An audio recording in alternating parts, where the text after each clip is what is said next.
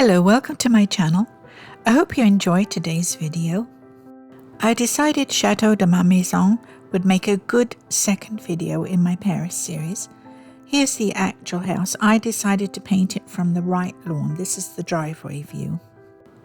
It was bought by Josephine Bonaparte without Napoleon's approval, I suppose.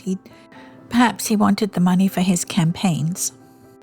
But Josephine loved a good garden, and she introduced about 200 or more exotic plants to France. So I did my sketch on tracing paper from the right lawn and transferred it to 140-pound watercolor paper.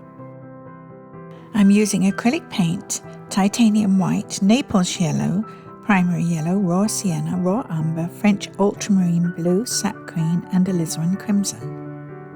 I'm going to start at the top of the picture, and using titanium white and French ultramarine blue, I'll paint the sky.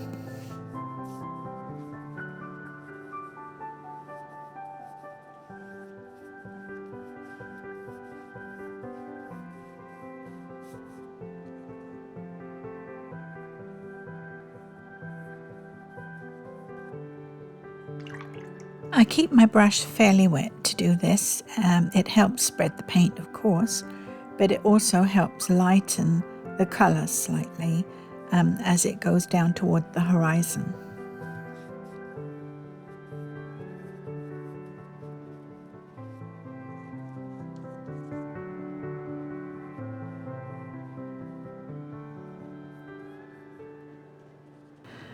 I think it would look better with a cloud behind it, so I am just loading my brush with straight titanium white at this point and brushing in a cloud. The cloud has a shadow underneath it, so I use a little a little alizarin crimson mixed with the titanium and the blue that I already have on my palette, and make a sort of shadow mauve color. Maybe it's a purple color. I never distinguish between purple and mauve. I think mauve might be slightly more red. That's what I've got here. I'm using this powder brush that I got from the dollar store. They make great blenders. They're big, they're soft, and they're cheap. And you can't beat that, really. I'm adding a little raw umber to the mixture that I already have, and I'm going to paint the roof. And I've got to say here, if I were doing this again, I might do it differently. This is really just a sketch, and if I were doing it again, I might try and get more colour, not only in the roof, but also in those little black holes I've got for windows. I'm not happy with those at all. I'm going to paint the foliage, so I've added primary yellow to the pot in the middle, along with a dab of sap green and some titanium white, and that gives me a sort of mid-tone, lightish to mid-tone. I will probably put darker paint over this, but I'm just dotting in the foliage with a round bristle, a very old round bristle that I keep just for this purpose. Makes great foliage.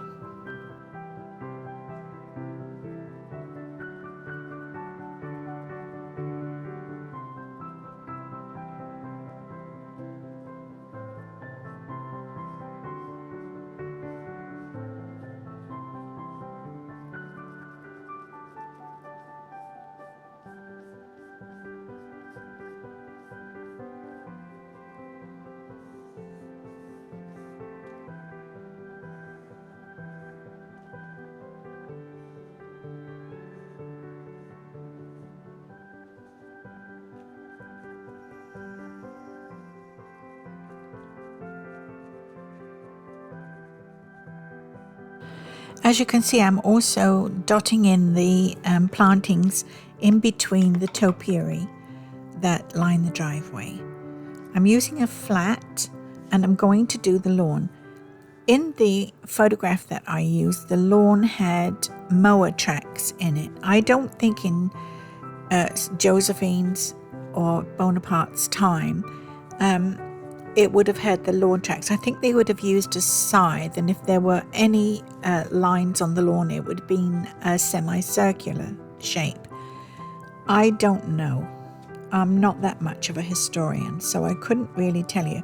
I'm just saying from what I have seen farm people do in Suffolk in England, which is a county that has never changed in hundreds of years. And I've seen them use scythes on grass in that county. For the shadow side of the topiary, and also for the shadow in the tree foliage, I'm using sap green and a touch of French ultramarine blue. This gives me a very dark green. It's so stately the way they're all lined up along the edge of the driveway. I really love that.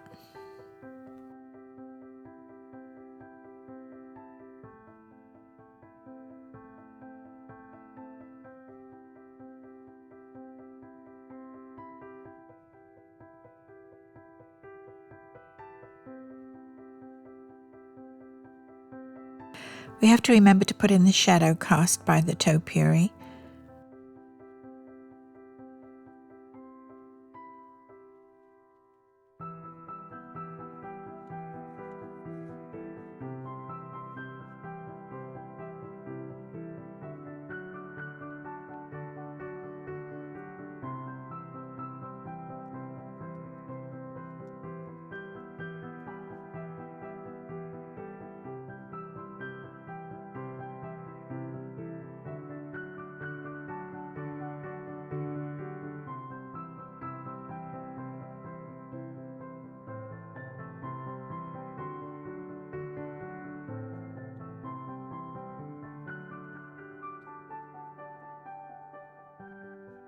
If I were doing this again, and I might at some point, I would make that shadow more colourful, I think. I just don't like the blackness of it.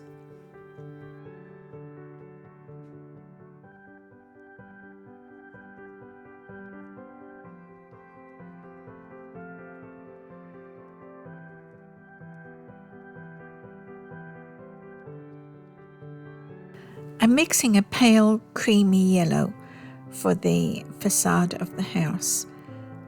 I don't know what the stone is. Maybe a sandstone? I don't really know. And I should have painted this sooner, I think, in the painting. But anyway, I'm doing it now. It's such a beautiful chateau, and Josephine actually lived there until the end of her life. Napoleon was told that she died of a broken heart, but she actually died of pneumonia. She caught a chill, and of course there were no antibiotics in that age, and she couldn't recover, which is very sad because she was only in her early 50s, I think, or maybe mid-50s, which probably wasn't a bad age for around that time. I don't know how long people lived back then.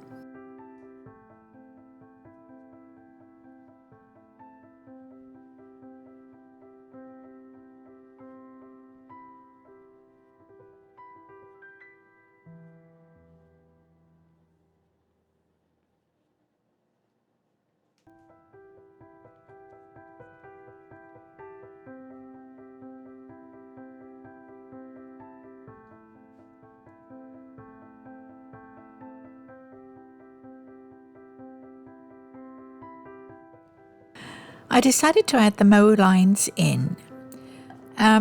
It gave sort of depth. It led you into the painting, and I liked that aspect of them.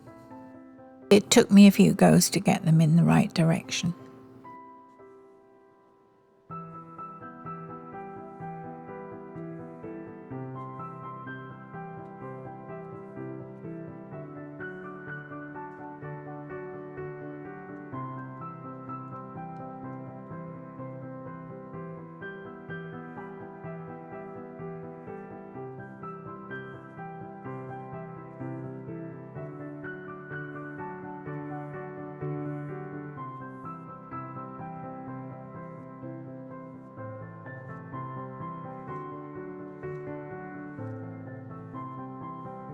I think I finally got it right and managed to sort of get them almost to converge at the end.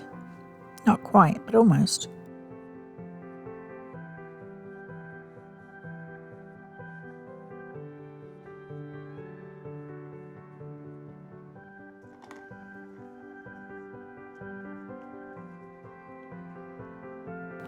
I'm using that big bristle round again to dot in some sort of planting between the topiary. I think that's what you call them, topiary. They might be some kind of cypress or some kind of conifer. I don't know what they are really, but I don't want anything too distinct between them. I don't know what those plants are, so I'm just putting green stuff in there, and also I'm putting a shadow on the trees now. You don't have to paint every single leaf to make a tree look like a tree. I usually do my shadow last. I think I do go in with a much lighter colour over the top of the tree where the sunlight would catch it most. But usually I paint from light to dark.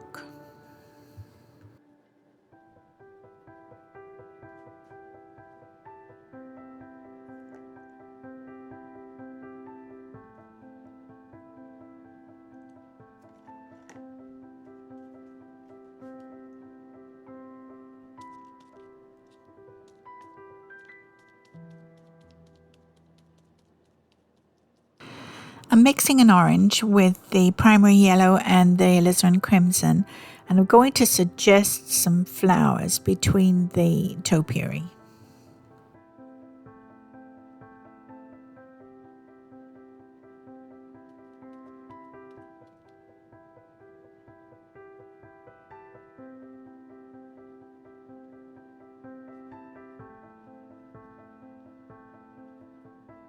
I'm using French ultramarine blue and raw umber, and I'm going to paint in the windows.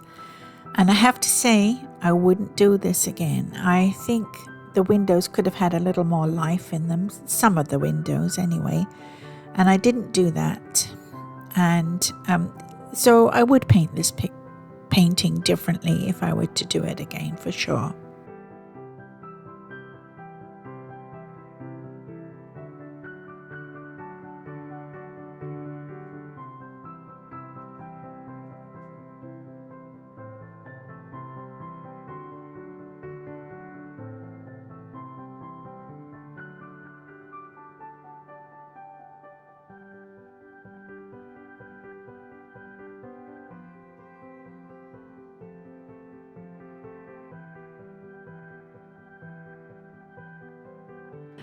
Well, that was a lot of windows to paint, so I cut a little bit of that out for you.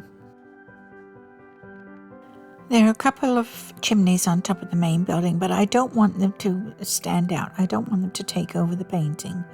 So I just sort of, I don't get too detailed in the painting of them.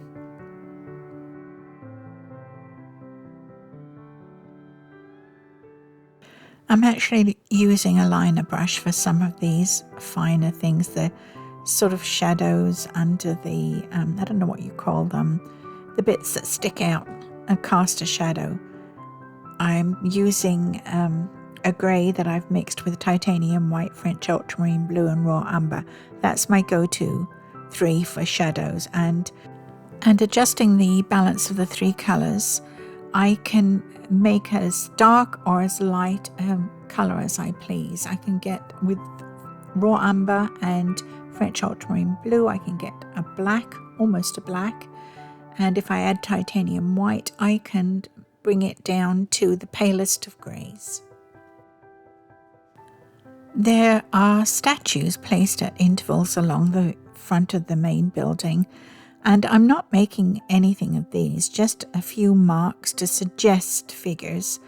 I don't want to get anything too detailed in my painting. I like it fairly loose, and I find painting anything architectural tightens my pictures up no end, and I'm just not skilled enough to maintain that looseness in a painting. I hope to improve, always do. Actually, that's why Painting Cities, my new series, if you want to call it that, is a good idea for me, because hopefully it will develop my skill.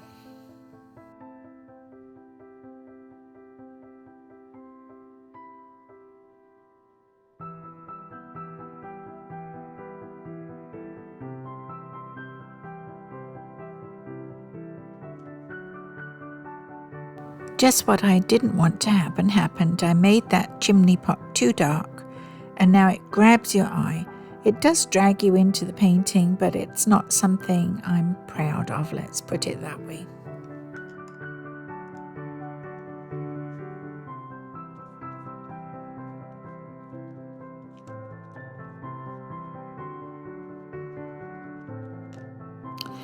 I like to use a fan brush for scrubby things, grasses, any kind of plantings. I use it straight on, and then I also turn it on its edge for taller things. And I find it works really well for me for that.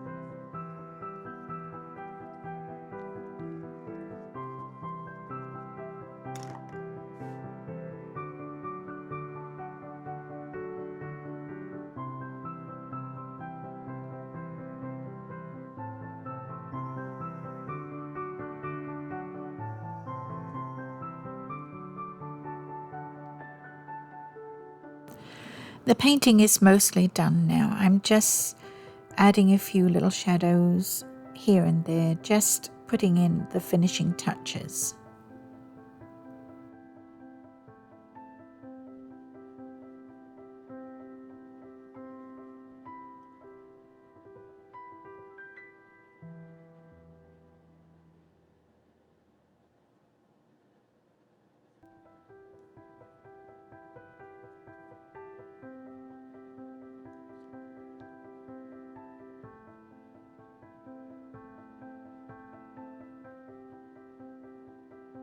The front door is hidden behind the topiary, but it is actually a very interesting looking part of the building, so I'll show you that later on if I can find a picture.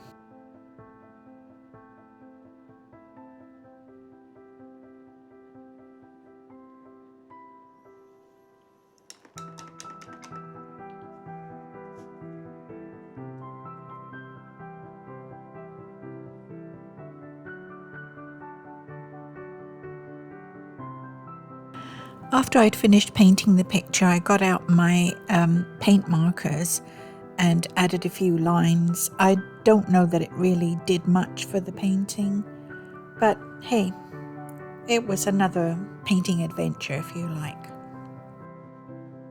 Here's the door with the crest on the top and that lovely blue colour and the statues on either side. I added some blue to the windows. I think it helped. It's added a little more life to them. Well, that's it. I hope you enjoyed the video, and if you did, please like, share and subscribe. That helps my channel grow, and I'd appreciate it if you could do that. And thank you very much for watching, and thank you if you've already subscribed. I appreciate that too. See you next time.